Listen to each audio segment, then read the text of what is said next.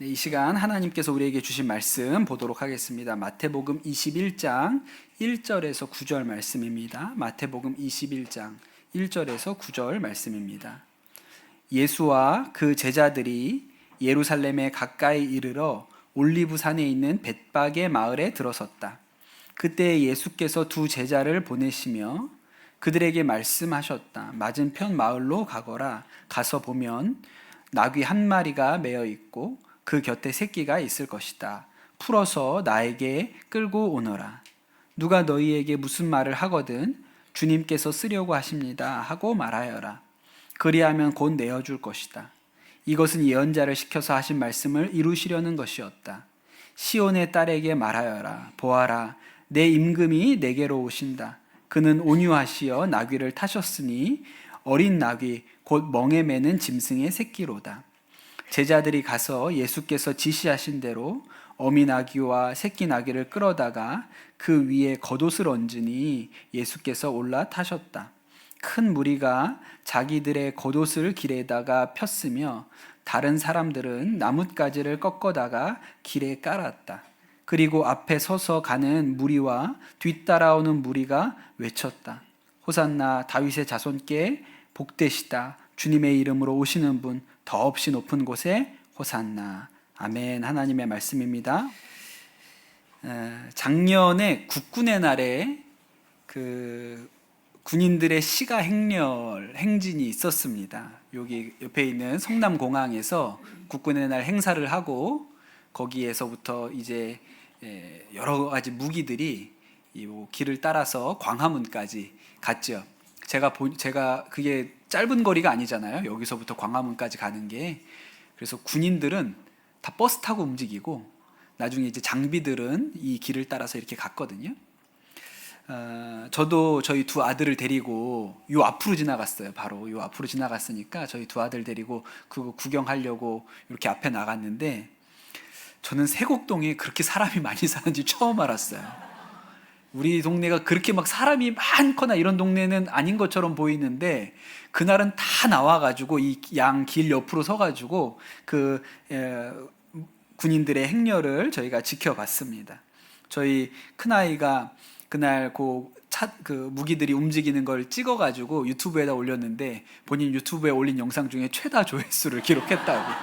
그러니까 뭐 열심히 뭐 만들 필요 없고 그런 거 찍어 올리면 사람들이 많이 보나 봐요.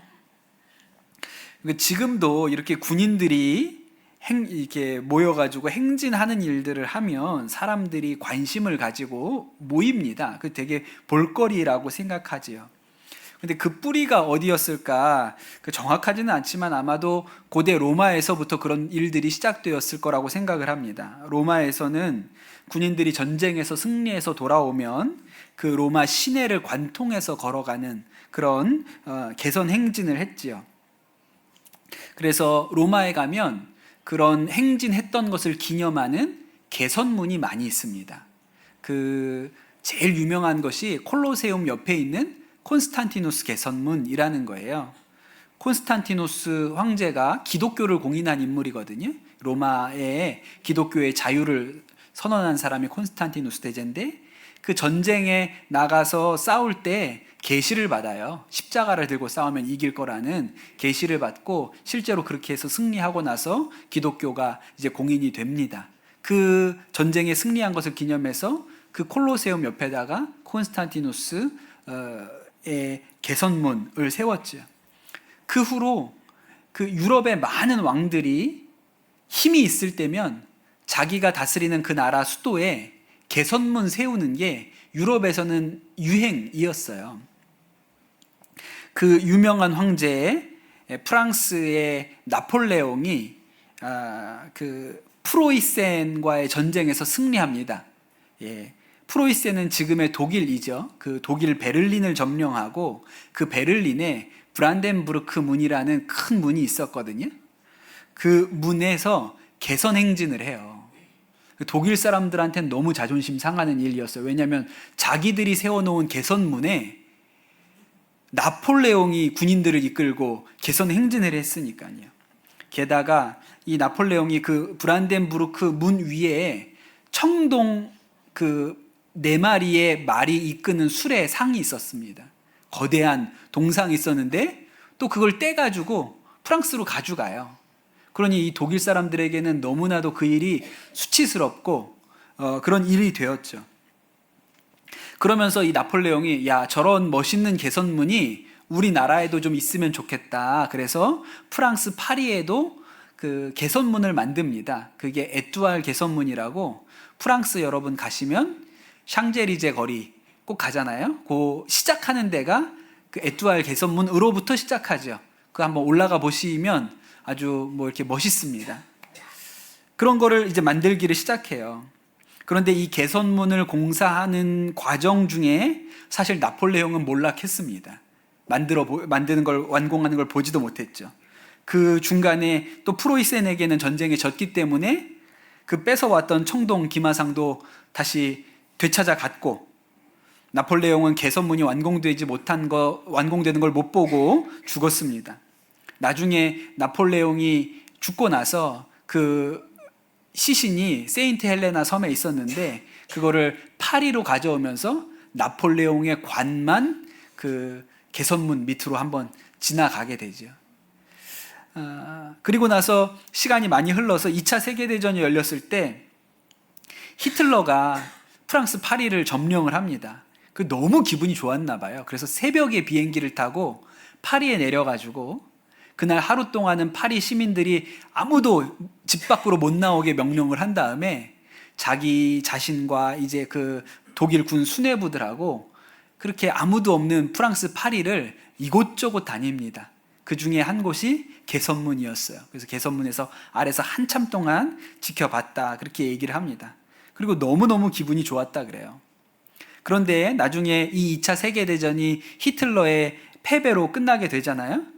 그때 베를린에 있었던 그 브란덴부르크 문이 하도 폭격을 많이 받아가지고 다 부서집니다.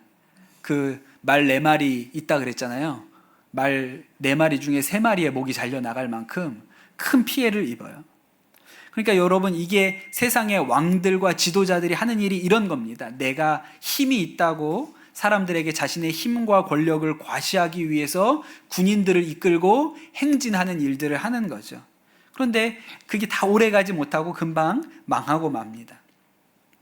예수님께서 예루살렘에 들어오셨을 때 어린 나귀를 타고 들어오셨다는 이 말씀의 의미가 이런 배경을 이해해야 우리가 잘 받아들일 수가 있어요.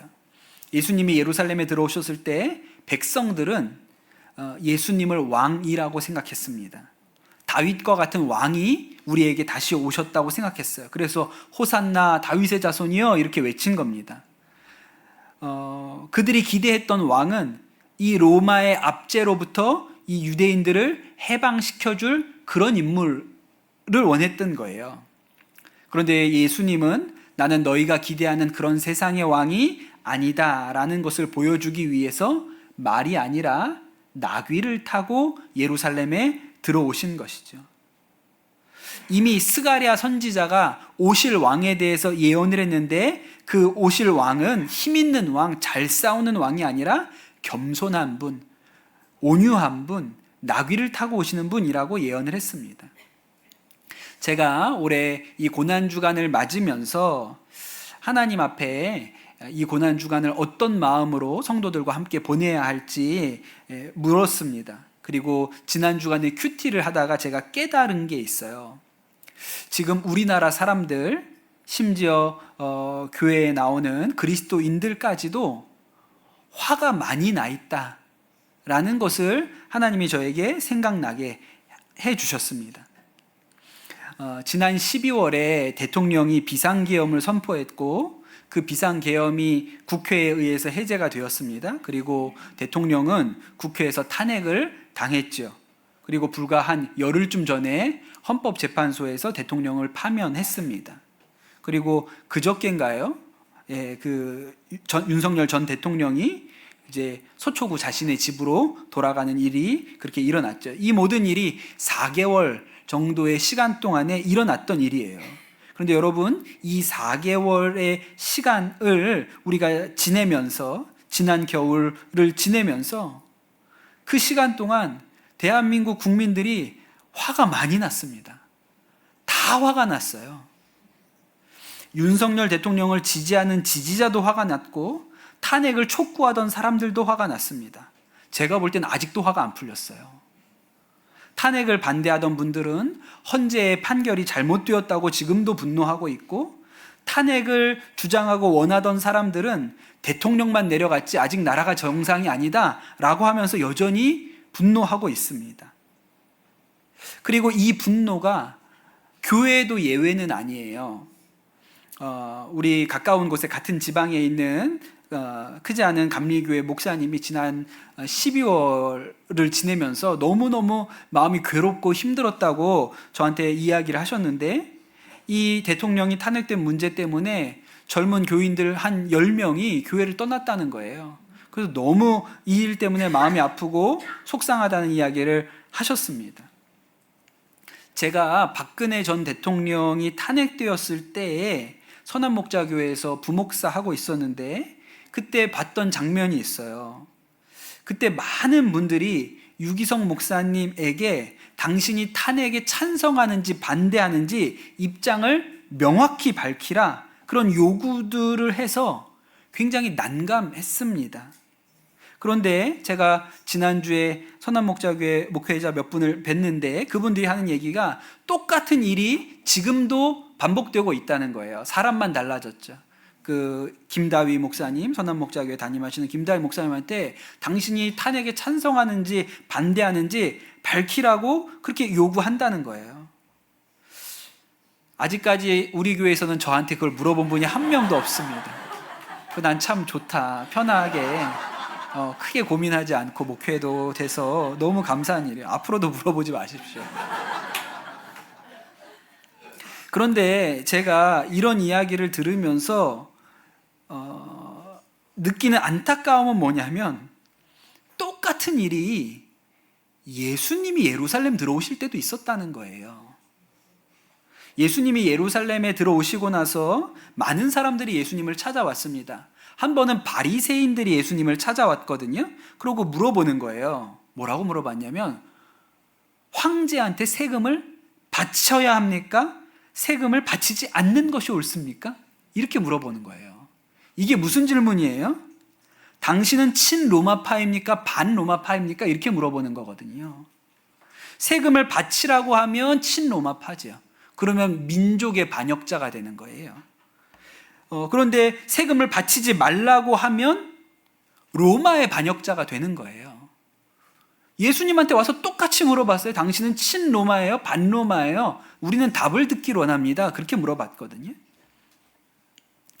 예수님이 뭐라고 대답하셨냐면, 황제의 것은 황제에게, 하나님의 것은 하나님에게 드려라, 그렇게 얘기하셨어요. 예수님이 어떻게 대답하셨습니까? 애매하게 대답하셨어요.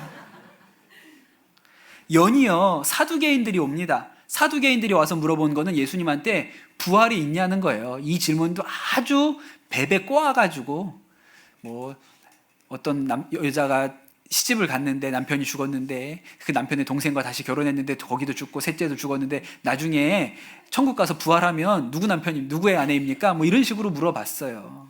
되도 않는 질문을. 왜 이런 질문을 했냐면, 늘 사두개인들과 바리새인들이 싸웠습니다. 부활이 있냐 없냐를 가지고 싸웠어요. 그러니까 사두개인들이 예수님한테 가서 이 사람이 사두개파 쪽의 사람인지 바리새파 사람인지, 바리새파 쪽에 붙은 사람인지 확인하고 싶은 거예요. 그래서 가서 물어봤죠. 예수님이 뭐라고 대답하셨을까요? 예수님은, 하나님은 죽은 사람의 하나님이 아니라 살아있는 사람의 하나님이라고 얘기하셨어요. 이번 대답도 애매하게 하셨죠. 6월절을 맞아서 수많은 사람들이 예루살렘에 몰려들었고, 바리새인, 사두개인, 열혈당원, 로마의 총독이었던 빌라도가 또 로마 군인들을 데리고 왔고, 그 지역의 유지였던 대제사장과 장로들도 그 자리에 있었고, 갈릴리의 분봉왕이었던 헤롯 안디바까지 다 예루살렘에 와 있었습니다. 각자 자신의 목적이 있었어요. 그리고 거기에 와 있었던 이 사람들이 자신이 뜻한 대로 되지 않아서 다 마음에 화를 품고 있었습니다. 그래서 예수님이 예루살렘에 들어갔을 때는 사람들이 예수님을 보고 호산나 호산나 종려나무 가지를 흔들고 그 길에다가 옷을 벗어서 깔고 그렇게 환영을 한 것처럼 보이죠. 그런데 그 바닥에는 분노가 깔려 있었어요. 저마다 예수님이 내 편이었으면 좋겠어. 내 입맛에 맞는 분이었으면 좋겠어. 내 주장에 동의해 주는 분이었으면 좋겠어. 이런 생각을 하고 예수님을 환영했던 거예요. 그런데 예수님이 예루살렘에 오셔서 일주일을 머무셨는데 이렇게 지켜보니까 우리 편이 아니에요. 내 뜻이 맞다고 얘기를 안 하는 거예요. 그러니 일주일 전에 그렇게 예수님을 환영하고 손을 흔들었던 사람들이 딱 일주일 만에 예수님을 십자가에 못 박으라는 사람들로 바뀌게 됩니다. 그 사람들이 그 사람들이에요. 호산나 외쳤던 사람들이 이제는 예수님을 십자가에 못 박으라고 소리 지르고 있었던 것이죠. 여러분, 이 고난주간에 우리에게 진짜 필요한 것이 무엇입니까? 저는 나귀를 타고 예루살렘에 들어오신 예수님의 겸손이 우리의 것이 되어야겠다라는 마음을 받습니다. 예수님이 누구의 편에도 서지 않으셨어요. 누구와도 싸우지 않았습니다. 왜냐하면 예수님은 싸우러 오신 게 아니라 죽으러 오셨기 때문이죠. 고난주간이 되면 우리가 여러 가지 많은 일들을 합니다. 여러 가지 도전을 해요. 벌써 오래전부터 우리 초등학생들이 40일 묵상집을 하고 있어요. 어른들은, 부모님들은 안 하는데 애들은 40일 묵상집을 하거든요. 참고로 제가 시킨 게 아닙니다. 저는 하지 말라 그랬어요. 40일을 어떻게 해. 애들 괴롭게 하지 마. 근데 했어요. 우리 청소년들 이번 주에 성경 필사한다면서요. 뭘 처음 듣는 얘기입니까? 예, 사무실에 택배로 와 있더라고요. 여러분 성경 필사하라고 와 있더라고요. 제가 시키는 거 아닙니다. 여러분 저 원망하지 마세요. 저는 그런 거 안 하면 좋다고 생각해요. 다음 주에 우리가 특별 새벽기도 하지요. 예. 그리고 또 전통적으로 고난주간에 금식하기도 하고, 또 요 근래는 좀 금식의 차원을 달리해서 밥을 굶는 게 아니라 뭐 인터넷이나 또 스마트폰이나 이런 걸 금식하자, 미디어 금식 이런 것을 합니다. 그런데 제가 이 모든 것이 뭐 필요하고 다 의미가 있고 좋은 것인데, 그런데 그것보다 앞서서 해야 될 한 가지를 여러분에게 알려드리겠습니다. 여러분, 이 고난주간에 우리가 진짜 해야 될 일이 뭘까요? 화내지 않는 겁니다. 싸우지 않는 거예요. 겸손의 왕으로, 평화의 왕으로 오신 예수님처럼 우리가 져야 할 십자가가 있다면 싸우지 않고 화내지 않는 일입니다. 우리가 고난주간에 금식을 하는데 뭐 우리는 기껏해야 뭐 한 끼 정도, 혹은 뭐 많이 하는 분이 하루 정도 금식을 하잖아요. 그런데 무슬림들은 라마단이라 그래서 한 달 동안의 금식 기간을 가집니다. 그게 한 달 내내 음식을 안 먹는 게 아니고 해가 떠 있는 동안에는 금식하고 해가 지면 폭식하는 게 라마단이에요. 그러니까 하루 종일 낮 동안 굶었으니까 얼마나 배가 고프겠어요? 그러니까 해가 딱 떨어지고 나면 평소보다 엄청난 양의 음식들을 먹지요. 그런데 지금 우리나라에도 무슬림 이주 노동자들이 굉장히 많이 들어와 있다 그래요. 뭐 파키스탄, 뭐 우즈베키스탄 이런 데가 다 무슬림들이라서 엄청나게 많은 무슬림 이주 노동자들이 들어와 있는데, 이분들이 한국에 와서 일하면서 제일 힘든 기간이 라마단이라고 합니다. 이 라마단 기간에 직장을 버리고 도망가는 무슬림 노동자들이 많대요. 왜 그럴까요? 배가 고파서 일을 잘 못해서 그래요. 낮 동안에 밥을 안 먹었기 때문에 오후쯤 되면 배가 고프고 힘이 없어가지고 일들을 잘 안 하는 거예요. 그럼 사장님이 좋아하겠습니까? 야, 일 똑바로 해. 너 일하려고 왔지. 너 이렇게 놀려고 왔어? 그러면 저희가 밥을 안 먹어서 배가. 그럼 밥 먹어. 안 주는 것도 아닌데 왜 밥을 안 먹고 이렇게 해? 밥 먹어. 그러면 이게 우리 종교적인 신념이라고. 야, 그러면 일을 똑바로 하든가. 그러면 이 노동자들이 뭐라 그래요? 사장님 나빠요. 이러면서 막 얘기하는 거예요. 사장님 나빠요. 우리 종교가 있어요. 이렇게 하는 거예요. 그래서 이 기간 동안에 도망가는 노동자들이 많다 그래요. 그런데 우리나라에서만 이런 일이 일어나는 게 아니고 일반적으로 무슬림 국가들에서도 그렇다고 합니다. 무슨 얘기냐면 라마단 기간에 다 같이 굶잖아요. 사람들이 되게 예민하다는 거예요. 이 라마단 기간이 되면. 그래서 하는 얘기 중에 관공서에 가서 뭔가 허가받는 이런 일들은 라마단 기간에는 하지 않는다. 왜냐하면 화가 나가지고 잘 안 찍어준다는 거예요. 까다롭게 굴고 까칠하고 싸움도 많고. 그런데 여러분 무슬림들은 그럴 수 있습니다. 왜냐하면 목적이 금식이거든요. 그러니까 화를 내든 까칠하든 뭐 그러든 간에 하여튼 밥을 굶으면 되는 거예요. 그러니까 그럴 수 있어요. 그런데 여러분 우리는 굶으려고 고난주간을 보내지 않습니다. 중세에 아주 유명한 성인인 성 프란시스코가 유명한 얘기가 있죠. 프란시스코가 어느 날 제자들과 우리가 더 예수님을 닮았으면 좋겠는데 우리가 예수님처럼 한번 40일 동안 금식 기도를 하자, 그렇게 이야기를 했다는 거예요. 그 제자들이 다 동의를 했어요. 처음에는 금식을 잘 했습니다. 며칠을 잘 견뎠는데 제자 중에 하나가 너무 배가 고파가지고 못 견디겠는 거예요. 그래서 몰래 주방에 들어가서 음식을 꺼내 먹다가 다른 제자들한테 걸립니다. 그래서 끌려 나와요. 그래서 야 이놈아, 너 때문에 우리가 망했다. 너랑 우리가 다 같이 40일 금식하기로 약속을 하고 작정을 했는데 네가 깨는 바람에 우리 금식이 다 실패했다. 이게 뭐냐? 막 이러면서 이 밥 먹은 제자를 막 나무라고 비난하는 거예요. 그런데 그때 그 모습을 성 프란시스가 보고 자기도 그 보리밥에다가 고추장에 참기름 넣어가지고 와가지고 막 비벼가지고 그 제자들 앞에서 막 먹더라는 거예요. 그랬더니 제자들이 깜짝 놀라서 뭐 하시냐고, 선생님. 얘 때문에 망했는데 선생님까지 이러시면 어떡하냐고. 우리가 40일 금식하기로 했는데 이게 뭐 하시냐고. 그랬더니 성 프란체스코가 한 얘기가 우리가 예수님을 더 닮아보자고 40일 금식을 했는데 그런데 우리가 금식을 깼다고 우리의 친구를, 동료를 이렇게 비난하고 정죄하니 그런 금식을 해서 못하겠느냐. 차라리 많이 먹고 잘 먹고 사랑하는 게 낫지. 금식하면서 미워하는 게 무슨 금식에 유익이 있겠느냐. 그렇게 이야기를 했다는 것이죠.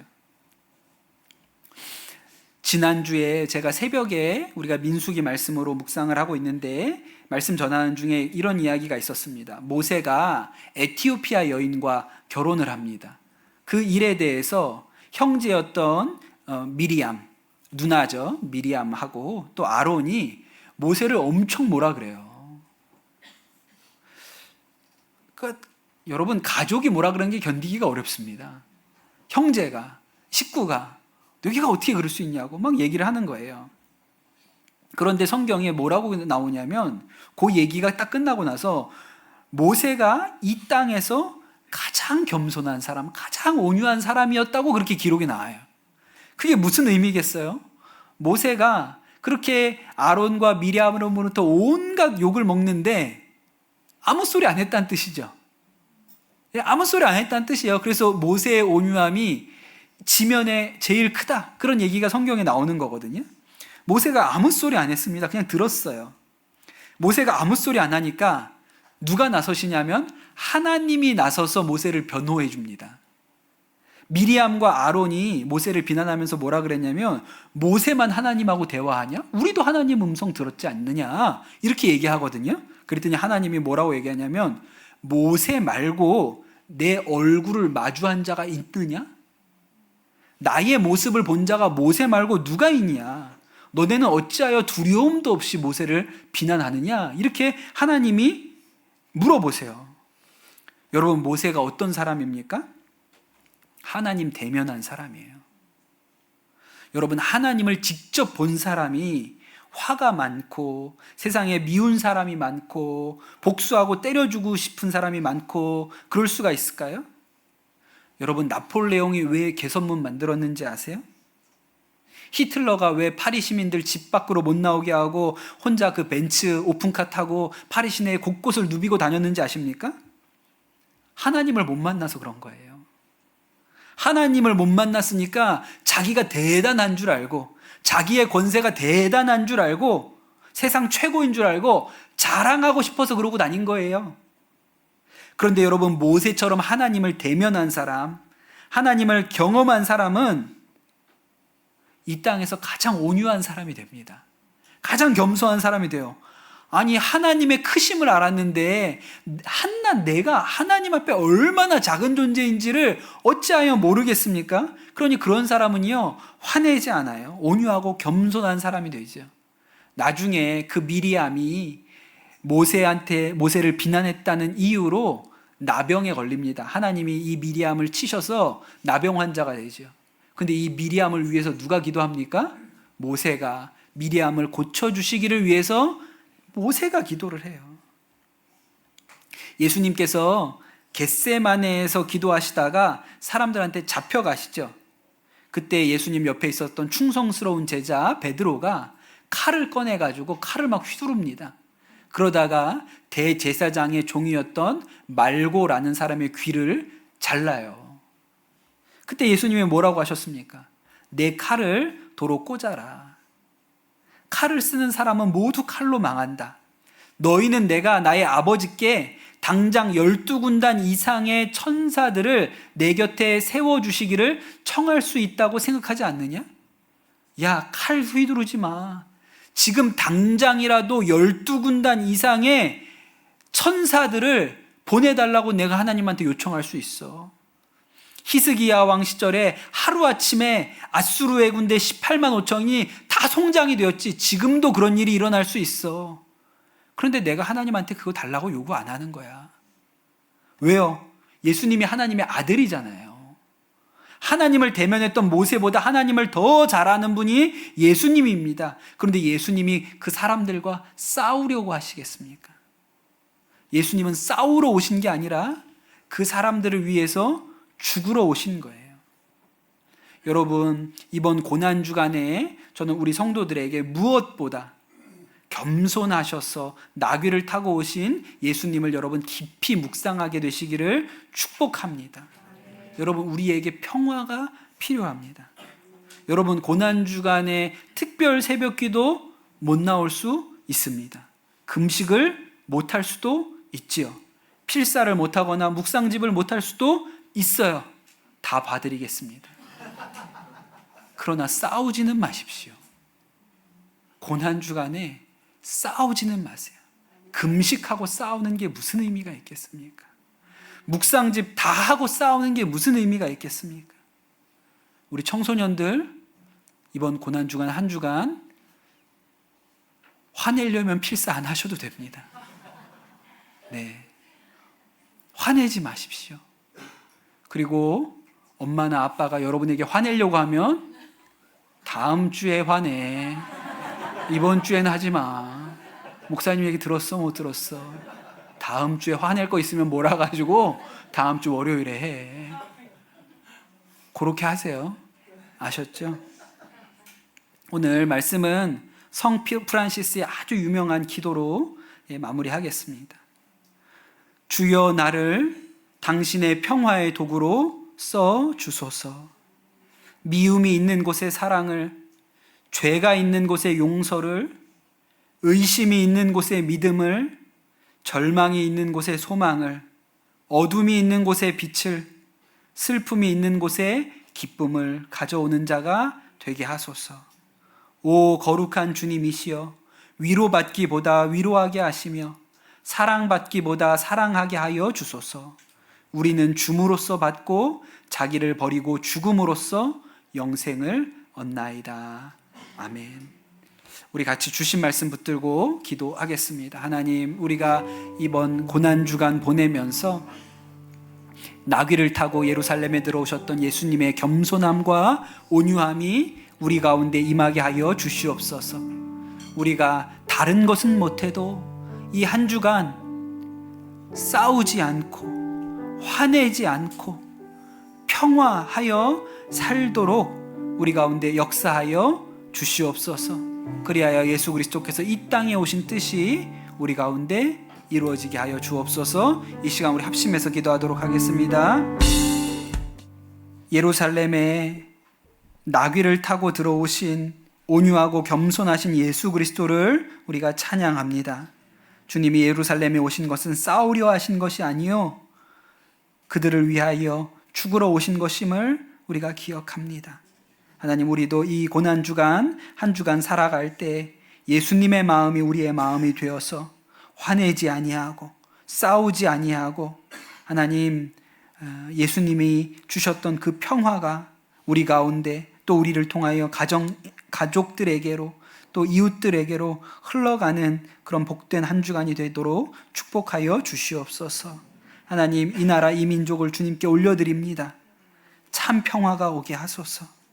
하나님, 사람의 오름이 아니라 하나님의 의가 임하게 하여 주시고 예수 그리스도의 사랑이 덮게 하여 주시옵소서. 우리 한국교회가 분열의 축이 되지 아니하게 도와주시고 상처 입은 민족을, 백성들의 마음을 끌어안는 교회가 되도록 역사하여 주시옵소서. 감사합니다. 모든 말씀 우리 주 예수 그리스도의 이름으로 기도드립니다. 아멘.